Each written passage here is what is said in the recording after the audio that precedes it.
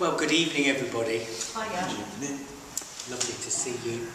I hope you've been enjoying the change in the weather that we've had. It's nice. Been out in the garden, which is good. Getting some labouring in, which is always nice. Get some dirt under my fingernails, which is good. I suppose, and that's appropriate because the topic for this week, as it was last week, but we didn't talk about it last week, did we? Is weeds. And the reason why the topic is weeds, there's two things really. One, there was something that came up on Facebook from Thich Nhat Hanh, and it was just a little thing about how the organic gardener knows what to do with weeds, takes the weeds and can compost them and turn them into something nutritious that can be returned to the garden. And he was using that as an image for how even our suffering, which to an extent is unwanted, can be a source for mindfulness, and from that we can grow and we can actually be nourished by even being mindful of our pain and our suffering. So that was one, and then it struck a chord with me because for quite a while now in the hypnotherapy work that I do, that as an image I've utilised quite a lot. I use it quite frequently with people as a sort of an unconscious process to be able to weed out negative thoughts. And I'll talk a bit more about that in a minute, and how I use it and how it relates to mindfulness and whatever. And please feel free to chip in at any point, because otherwise I'll probably run out of things to say. But we'll start with our usual sitting mindful exercise, just to get us all nicely in the moment, and then we'll see where it goes from there. You know how it works. It meanders. It is what it is. We go wherever the present moment takes us. So we start by just looking around, opening our eyes and seeing what we can see, taking in colours and shapes.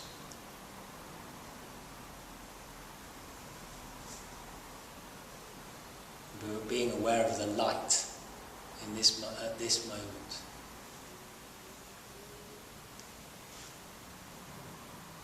When you've had a look around, you can close your eyes and you can bring your awareness to the weight of your body, sat in the chair. And we'll start at the top and be aware of the head, sat on the top of the neck.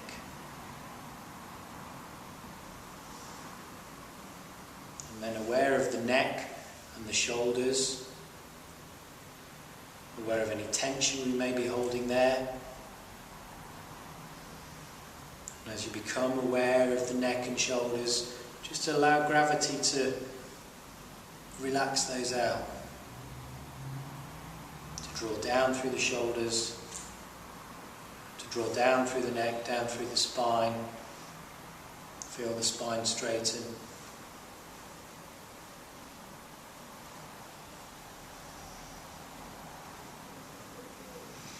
Feel that gravity all the way down through the spine into your bottom, and the bottom pressing into the seat of the chair.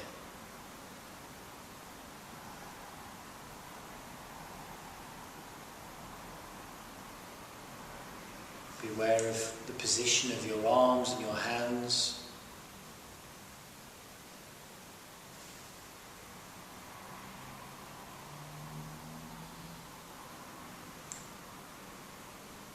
Aware of your legs,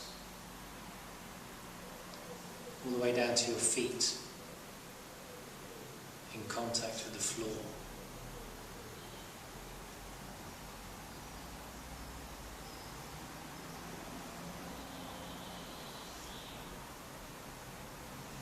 become aware of the clothes against your skin.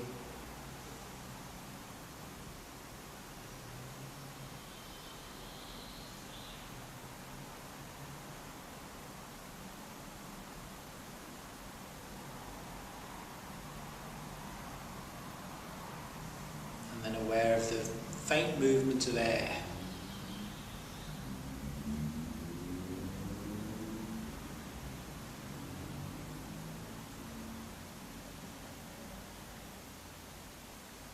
And as your mind becomes still, it is possible to just detect very faint movement of air on your hands and on your face.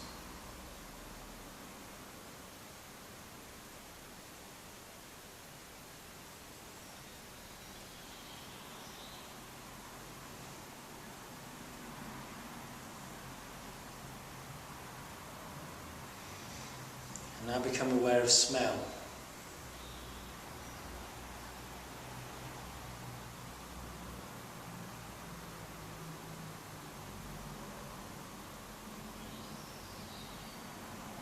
And aware of taste.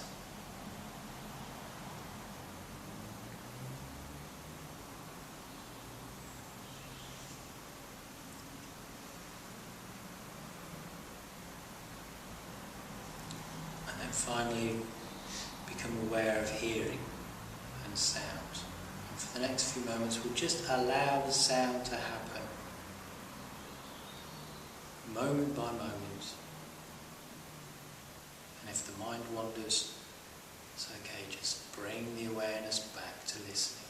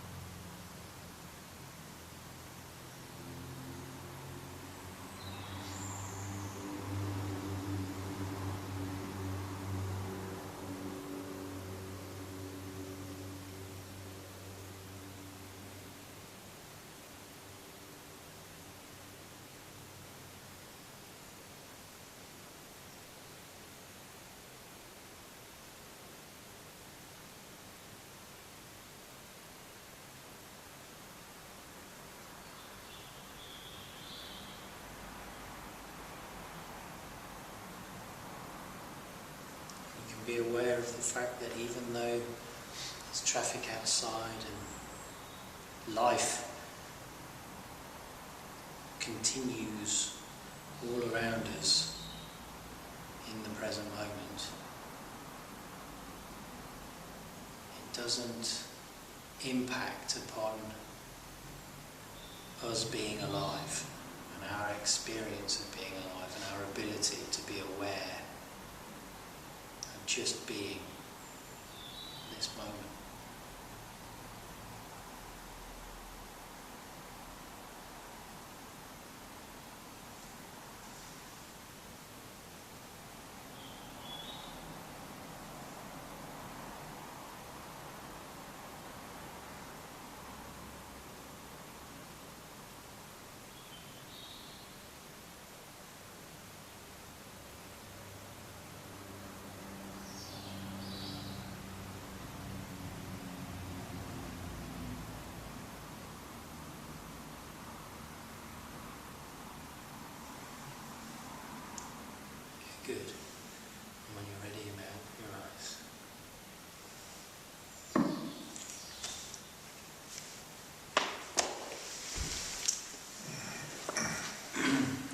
Okay, weeds.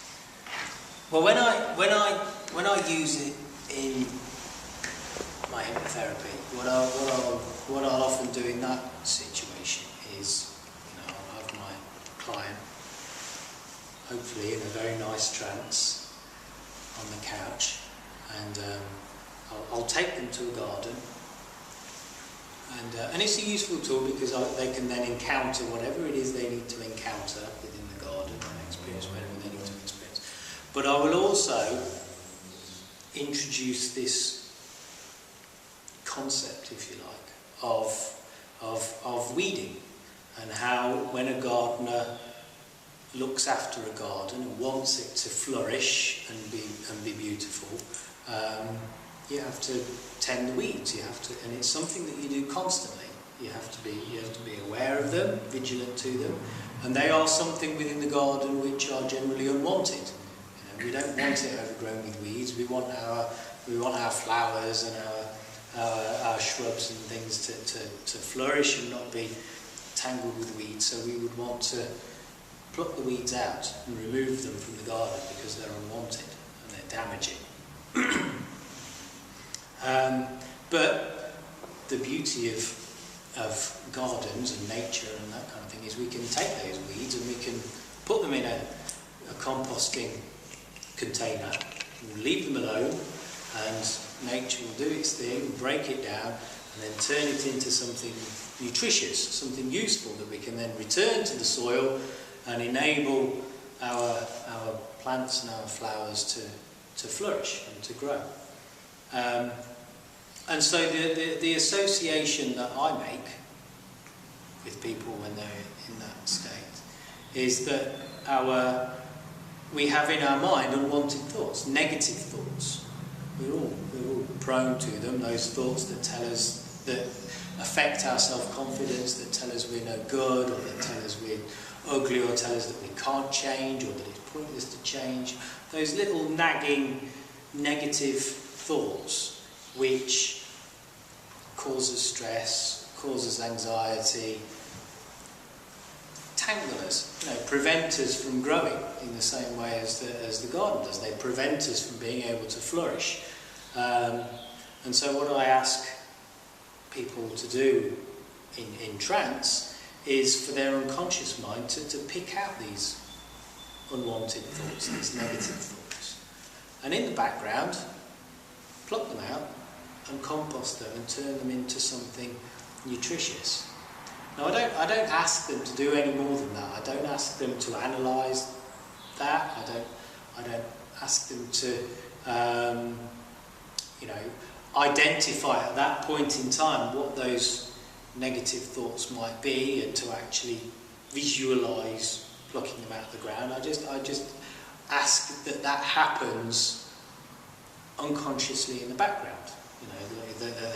Their unconscious mind is this little gardener going around, spotting the unwanted thoughts, plucking them out, and then recycling them into something nutritious and beneficial. You can turn a negative thought, you can flip it, you can, rather than, once you've identified it, it's possible to put another spin on it and be able to see it as something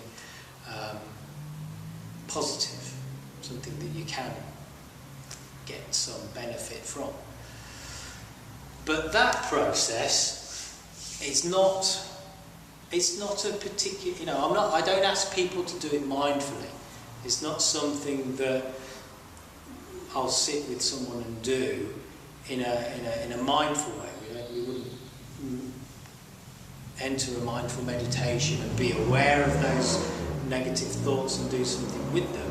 It kind of all happens in the background at a very unconscious level, which is that's one of the great things about hypnotherapy, is that you can do that and allow that to happen.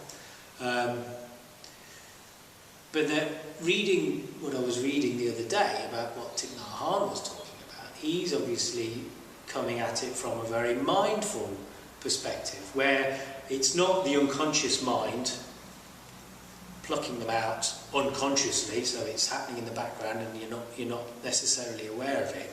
He's talking about a similar thing, So those negative thoughts, those negative ideas, negative emotions, but actually embracing them, being very aware of them in a mindful way. In the same way as when we sat and listened, or sat and looked around, or were aware of smell and what we can feel physically, he talks about doing that in a mindful way. So you sit, perhaps start by connecting with the breath, and then being in the present moment, and then being aware of where the mind goes. I mean, that's what a useful exercise to do, is when you are sitting mindfully and the mind wanders, which it does, being aware of where it actually wanders to, and being aware of those thoughts, and watching, observing those thoughts as they fall. And then you'll begin to be able to see what those negative thoughts are, and you become aware of them. And what Thich Nhat Hanh proposes and suggests and advises is that you sit with those thoughts, that you sit with that suffering, with that uncomfort, which is what it is ultimately. It is quite uncomfortable to sit there and have a head full of negative thoughts. Normally we try and avoid them, don't we? We try and distract ourselves from them. It's something I talked about the other week, and I'd been talking to a lady who she was suffering with anxiety, and she was having panic attacks and anxiety attacks and this, that and the other. And she went to the doctor, and the doctor said, well, you can take medication, that's one thing that we can do, and that masks it. We were talking about that, weren't we? Masking it. Or you find something to distract yourself. Find an activity that will distract you so that you're not aware of those negative thoughts, which is the exact opposite. It's the polar opposite of what Thich Nhat Hanh is talking about, and kind of what I'm talking about now is actually being able to sit with those and be aware of those negative thoughts, as painful and as uncomfortable as it is, and it is. It isn't nice to sit there and allow those thoughts to gestate, because they do feel quite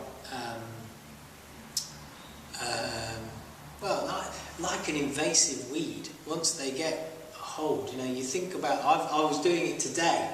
There's a particular thing that grows in my garden. I don't know what it is. It's got these big leaves, and it just, no matter how much I seem to dig it out, you only seem to have to leave the tiniest bit in there, and before you know it, there's a whole load more of it sprouted. And I was doing it again today, and I was pulling up slabs, and as I pulled up slabs, you could just see great clumps of the roots of this thing, and the runners and these tumours under the slabs. And it's like, well, it's no wonder I can't dig this stuff out, because I'll do that little bit over there, but there's still all these clumps of it. It's just sending off runners in all directions, just sprouting up all over the place. But that's what we try and do. We try and put with it.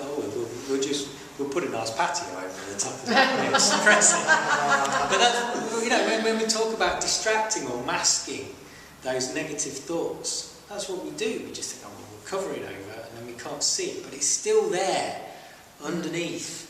And we know it's there. And we know it's there, and it's spreading out its runners. And so, what you have to do is like I had to do today. Is lift the slabs, get down to it, and really get stuck in and be aware of where the concentration of it is. Get your hands dirty and get stuck in. And it's hard work. It's not easy to get in there and get it all out. And then there's these tiny little bits of it that are like, I don't know, they're not like spores, but they're kind of like that. And then they break off.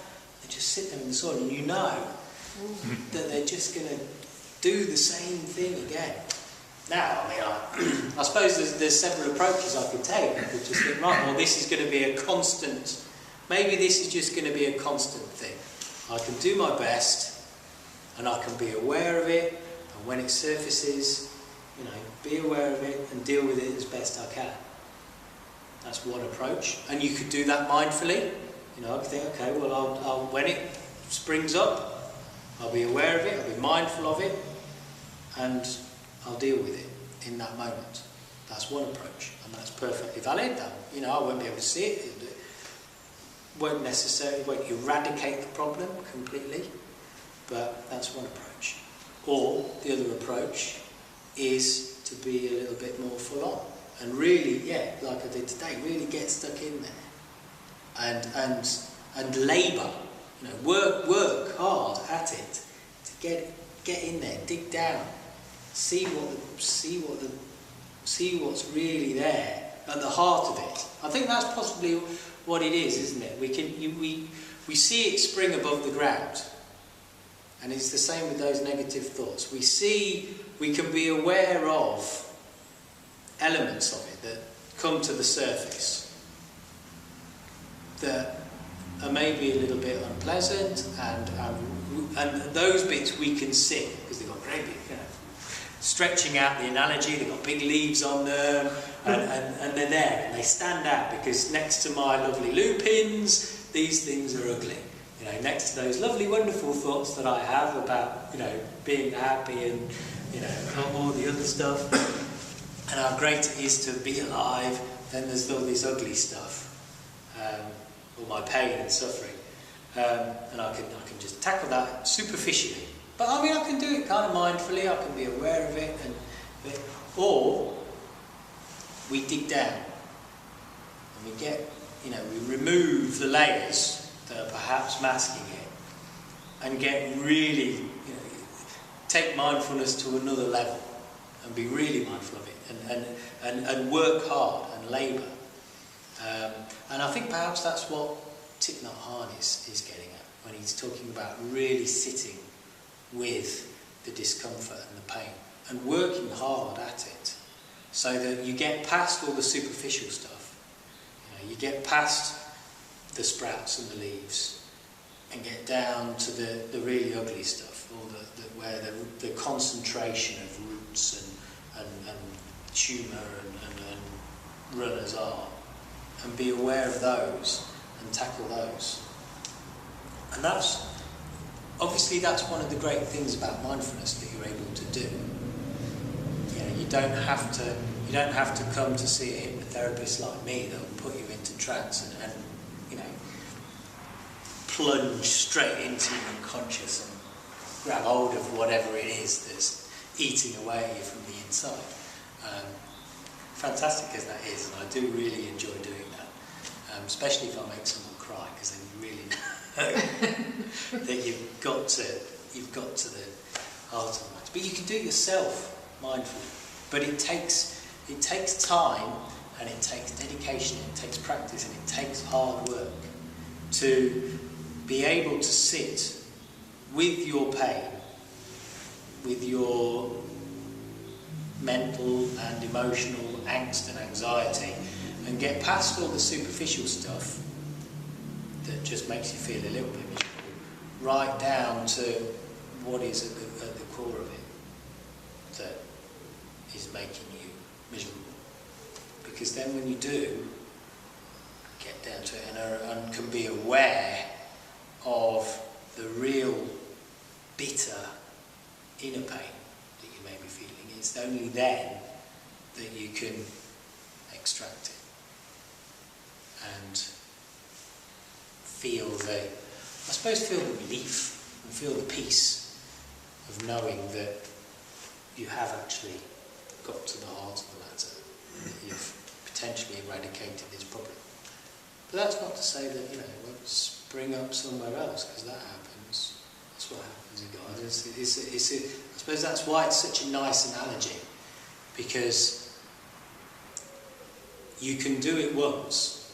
You know, just because you've spent one weekend in the garden making it look great doesn't mean that you don't have to do it again that year. You're going to have to do it. It's a continuous thing. It's a continuous process. Because they always come back, don't they? Those negative thoughts. And there's also, sometimes you look at things and you think, that's really out of hand. I don't even know if that's a weed or not. Yes. Well, yeah, exactly. And that's a common problem. Yeah. And I've left loads, because my mum used to be always managing the garden, saying who does what and what have you. But she's not around. And my dad and I were like, I don't know what you do with that. And I'm like, Dad, I think that is something, it's a weed. And I try to chop it out, and there's this great big fat root there, still in there. And of course they all connect with each other, and you don't want to pull the whole flower bed out, but it's very difficult to know what should go out and what should stay.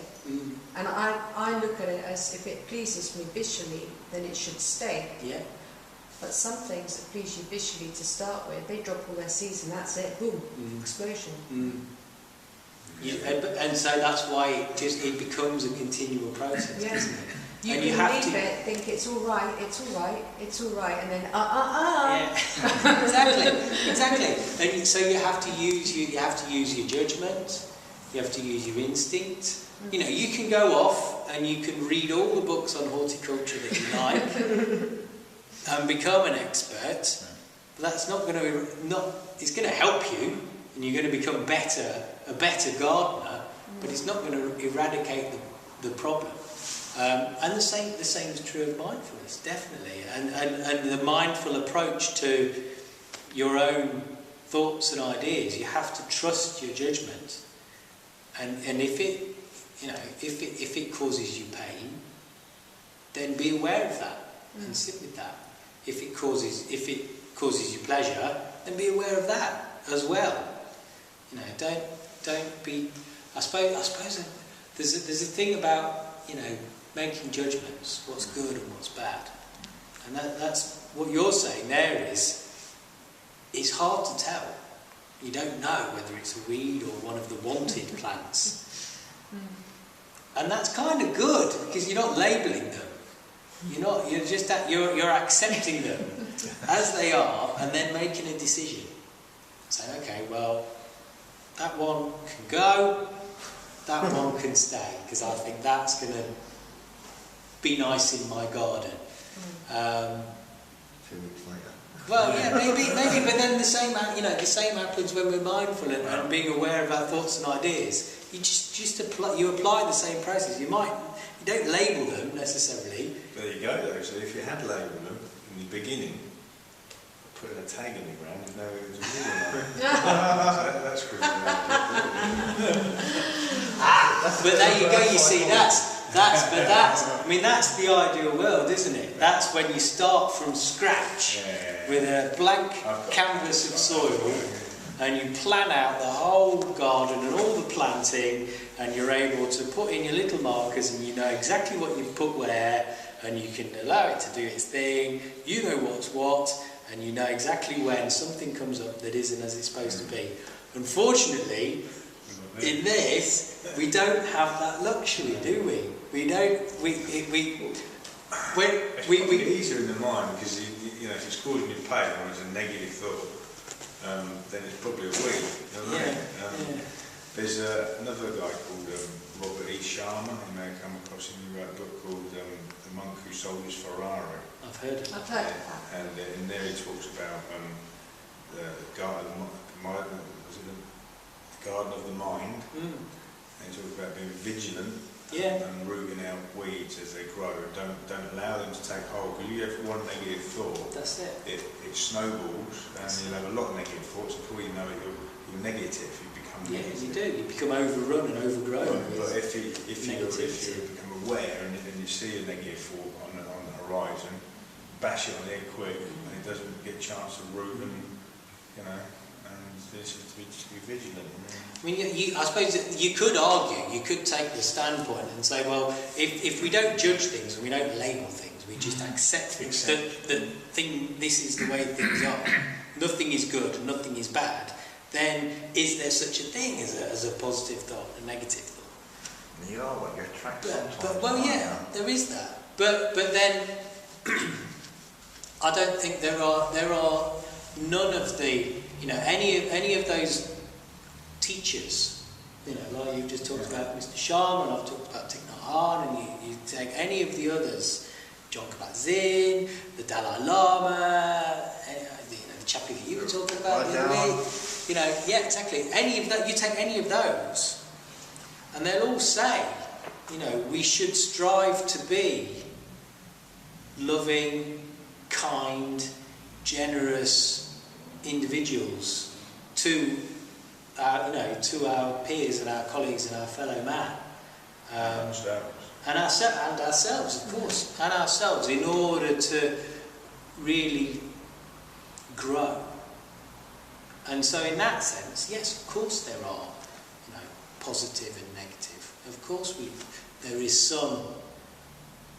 is an element of labelling there, because we should strive towards benevolence and love and kindness, rather than spite and hatred and self-loathing and all the rest of it, because they don't promote happiness. So you've got to make some kind of judgment there then? To an extent, I think there has to be. Yeah, there has to be. Put daisy chains in our hair and hold hands and go around in circles. Yeah. And love everything. I'm going to leave that to But that's the tricky aspect, isn't it? That's the tricky aspect. You can, and I suppose that's the difference between being mindful in a pure sense and just apathy, isn't it? Apathy is whatever. It's just whatever, and I don't have to act. I don't have to respond. It is what it is. Sod it. And that I'm not going to label. You could almost take that standpoint, couldn't you? If you don't label anything, you just totally accept everything for as it is, you can become apathetic. And that's inaction, isn't it? And that's not, that in itself is quite negative. Yeah. And it doesn't promote.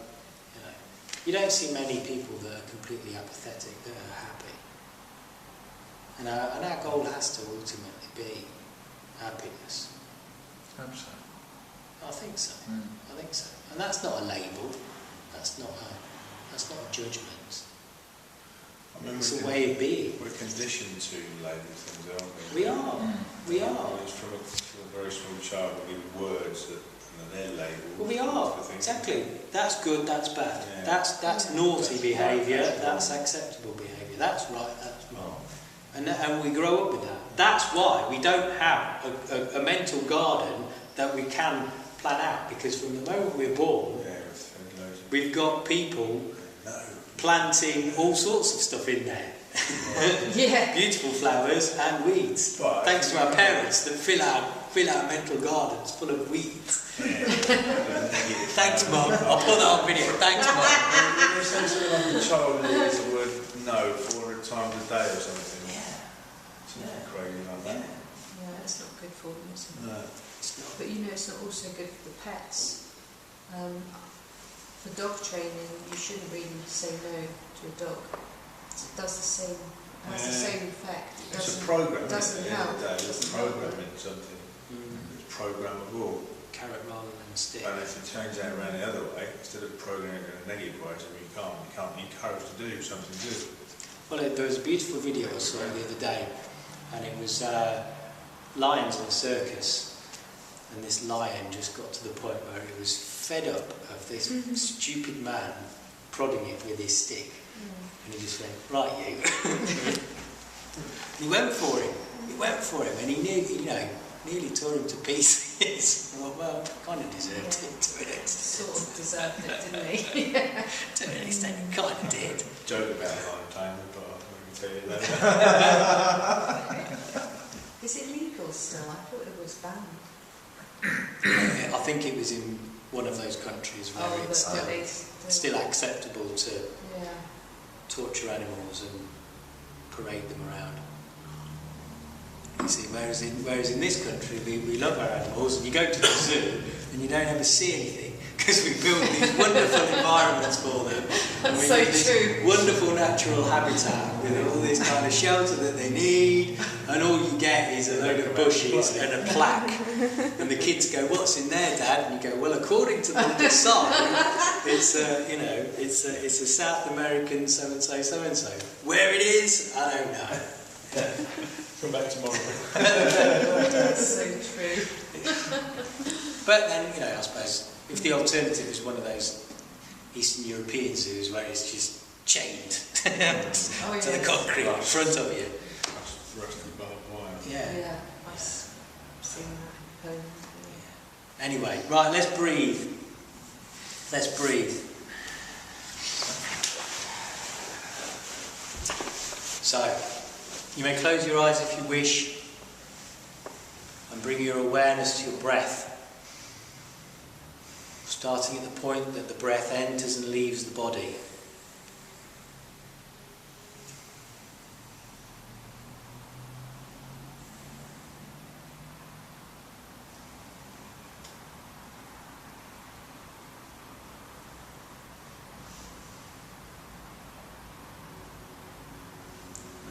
Awareness down to the chest, and aware of the rise and fall of the chest as you breathe in and breathe out, and follow that movement in and out as it happens.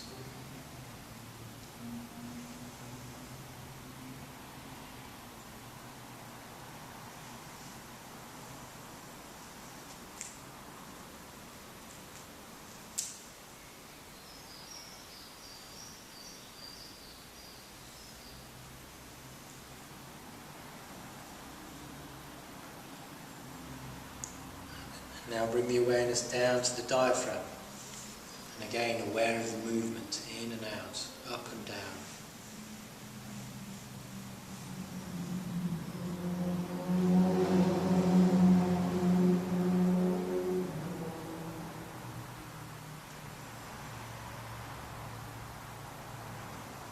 And now connect the whole process from the diaphragm to the nostrils, aware of the entire breath in and out,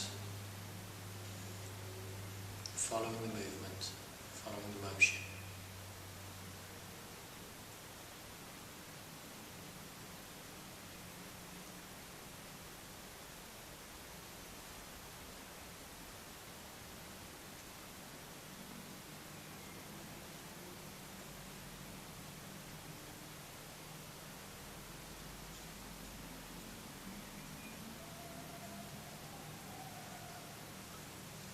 And as you breathe, you can perhaps begin to be aware of any negative thoughts that you may have.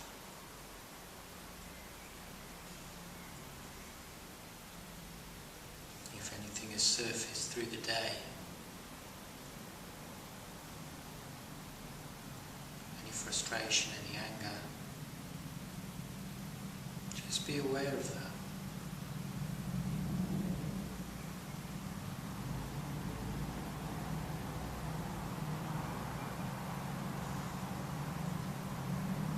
So maintain awareness of the breath, but also develop some awareness of any of that negative thoughts.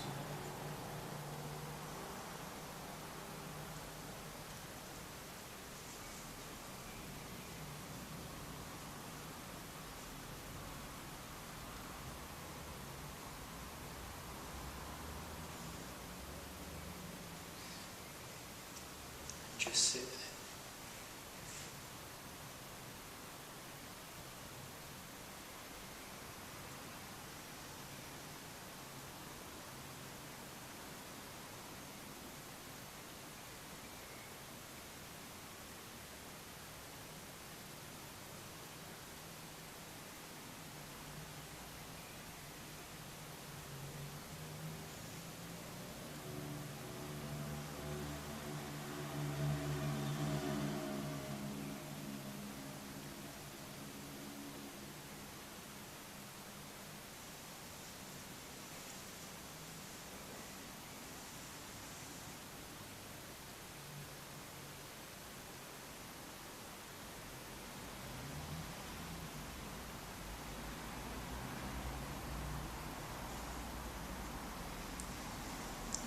do, which is nice, is be able to see both sides of that. So on the one side there is you being with your breath, just being alive in this moment, not defined by anything, just being alive and breathing. And then on the other side, these negative thoughts, negative emotions.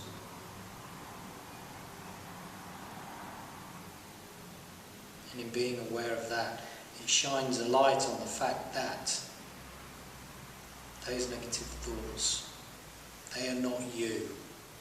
They are not the real you.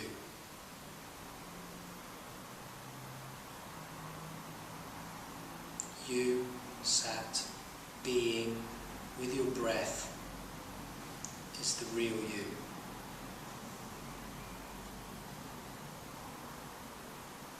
Those negative thoughts, negative responses, reactions, they were just actions of the brain.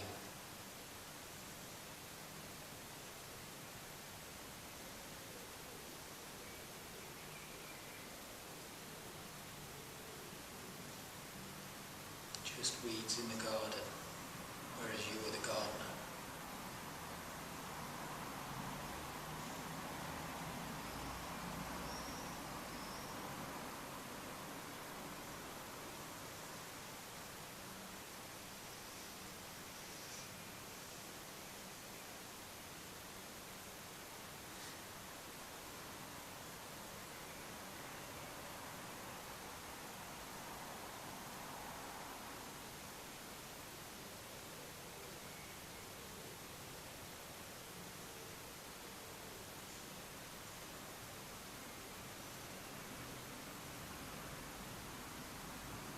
As we sit, I'll just invite the bowl to sound a little.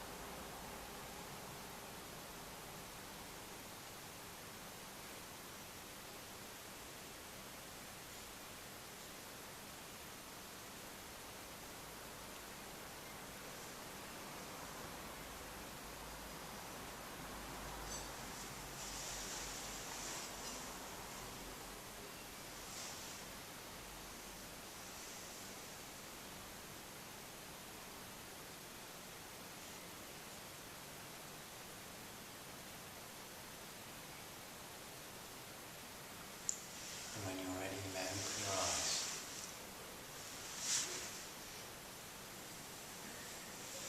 Thank you very much, everybody. Thank you. Go and enjoy your gardens. About the garden centre, I think. Weeds or plants? Whatever. I've got a blank canvas on offer. Have you?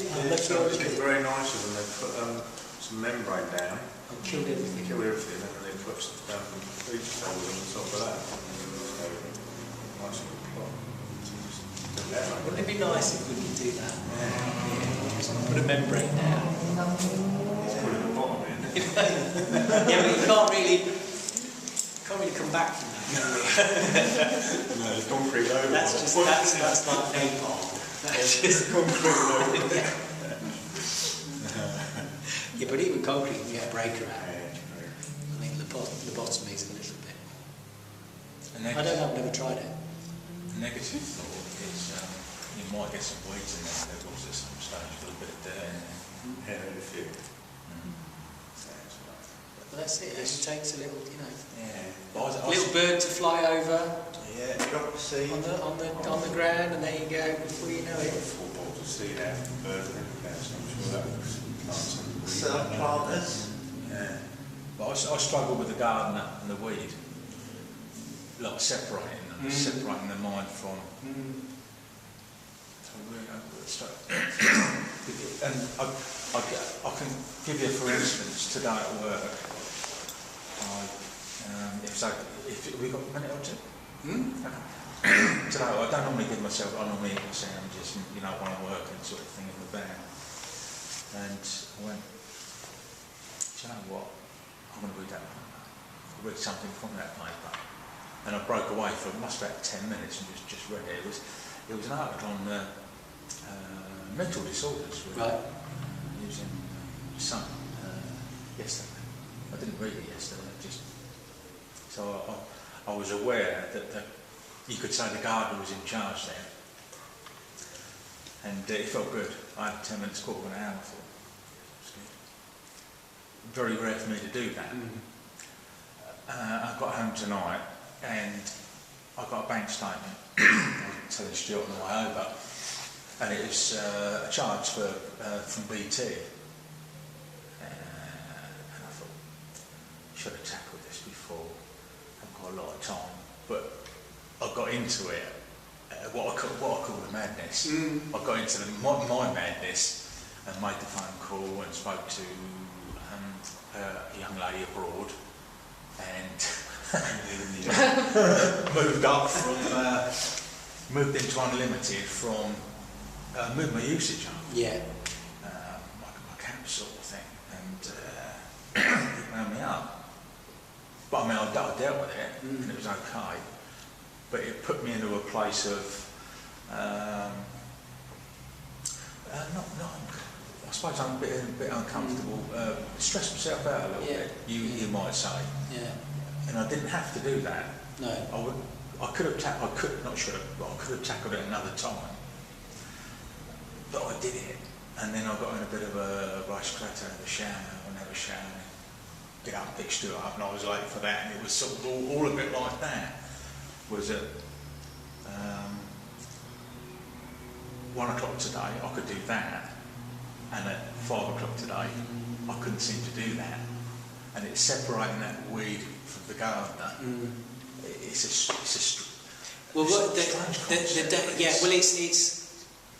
you could continue to stew on that. Yeah. Couldn't you? Yeah. You know, and you could now have a sleepless night tonight and spend all tomorrow thinking about what happened. I'm not going. But you're not going. No. And also, you're aware of the fact that, today there was a moment and you got frustrated and a bit wound up. But that isn't who you are. That doesn't define who you are. That's what I struggle with a little bit. Yeah. Because actions are born out of thoughts. And it's separating that mind from who you are. Yeah. And that comes with practice and with labour, working at it. Yeah. Sitting with just your breath and knowing that you breathing and just being, not thinking, not doing, just being, and just being pure awareness, that is the real you. That is at the heart of your being, the real you is that. Nothing more than that, nothing more complex than that. All the other stuff, those thoughts and ideas and actions and all the rest of it, is just labels and dressing. Names. Yeah. That's not the real we've been taught. If someone had said a toothbrush years ago, let's for instance, was a knife and fork, I'm just going to get a knife and fork and clean my teeth. Yeah, exactly. It's just someone's put a label or a name to it. Exactly. And it's it's what I was talking to Martina about right at the beginning. It's the fact that we become defined by thoughts and ideas, but it's not the real you. It's just all this stuff that we pick up as we go along. People think that defines who we are. Well, that's... people think that defines who we are. Yeah. It's like, Stuart's, he's got his tattoos and he's got his piercings and all those bits and pieces. Yeah. You take them off, if Stuart takes his earrings out, covers the tattoos up, still Stuart. They're just, it's the same thing. They don't define who he is. No. You know, he's made the choice to have those, and it's fine. It's not a big deal. But they don't define who Stuart is. You know, and that's the same thing. Just because there was a moment of frustration doesn't mean that you are a frustrated person. No. It doesn't define who you are. I'm less frustrated now. Yeah. Well, there you go, see? That's good. Yeah. I thought I'd just say that, trying to separate those. I mean, I did... The real being is right sitting. at the beginning, I did a talk about the real you, and I turned up and I was wearing a suit and tie, which obviously is not, you know, I don't normally wear a suit and tie when I come along. Well, that was a long time It was a ago, long wasn't time it? ago. Oh, I see. And you know, and I said, is this the real me? You know, or started derobing. You're not going to sit there with no clothes on. I started disrobing. And then, you know, and then I got down to a slightly more scruffy t-shirt and a pair of jeans, and said, well, you know, this is how I normally dress: t-shirt and jeans and a pair of jeans. Is this the real me? You know, which one is it? And well, it's neither of them. It doesn't matter which particular layer I put on myself. Yeah, exactly. And thoughts and ideas are the same, really. That's part of being mindfulness, not judging people what they wear and how they dress. Exactly, Yeah, exactly. right. You don't judge a book by its cover, so just because I've got tattoos and piercings, Exactly right. Say, well, that he must be trouble. Yeah, that's It's it. not that, is it? It's what's inside and about being mindful. You don't judge people, do you? That's it. The only way to do it is for me to sit with you And talk. Conversation. and then it's like, oh, he is trouble after all. Why is he got a ring by the throat? No, but it is, isn't it? Yes, it is. Exactly right. Yeah, exactly right. I've been proved wrong so many times by that. Yeah. We do. We make judgments. It's making judgments. Yeah. But the more you are able to sit and connect with the real you, the easier you are able to do that with others. You know, It takes some work. it takes time, yeah. But it's like the garden. You know. Yeah. Unfortunately, you can't pay someone to come in and do it for you. Bed. Yeah. Either.